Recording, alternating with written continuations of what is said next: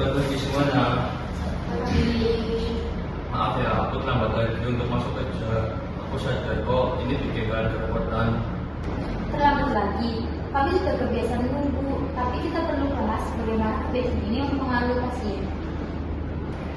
Udah tenang, yang penting sekarang kita fokus pada keselamatan pasien dan protokol APD.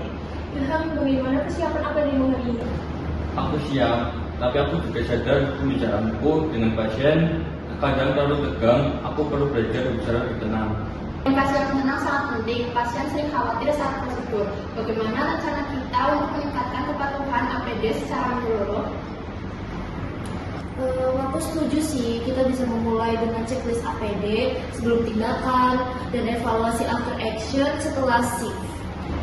Dokter, saya merasa tidak nyaman dengan cara suster berbicara pagi. Suara tinggi membuat saya takut. Maafkan saya, Pak.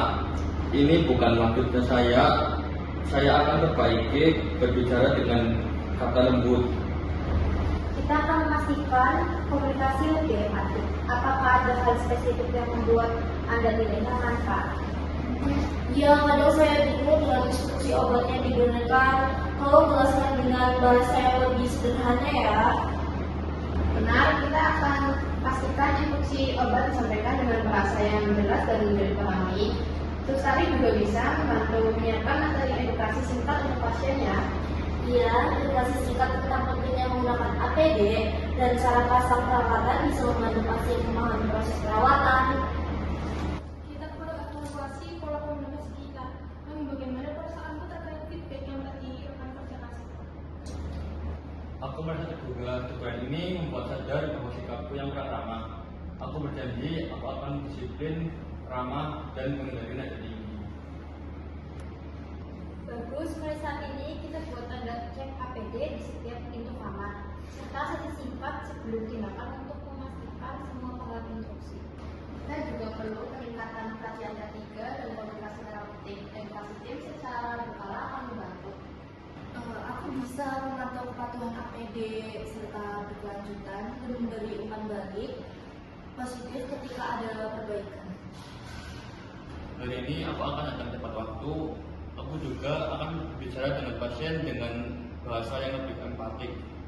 Baik, kita juga akan memastikan perlengkapan APD tersedia di setiap ruangan sebelum tindakan. Keselamatan untuk nomor 1. Kita akan adakan evaluasi singkat setelah setiap tindakan untuk belajar bersama. Pasien dan keluarga perlu memahami kapan dan bagaimana APD dipakai. Kita buat materi edukasi singkat yang mudah dipahami ya.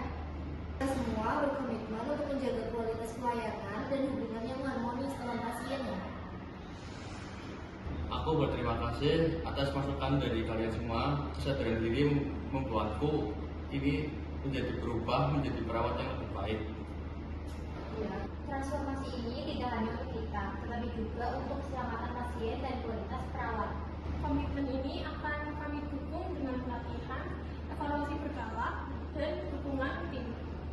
Kami semua berharap merasa aman dan didengar saat berinteraksi dengan tim medis. Dengan kesadaran diri, kita bisa mencegah ketidaknyamanan pasien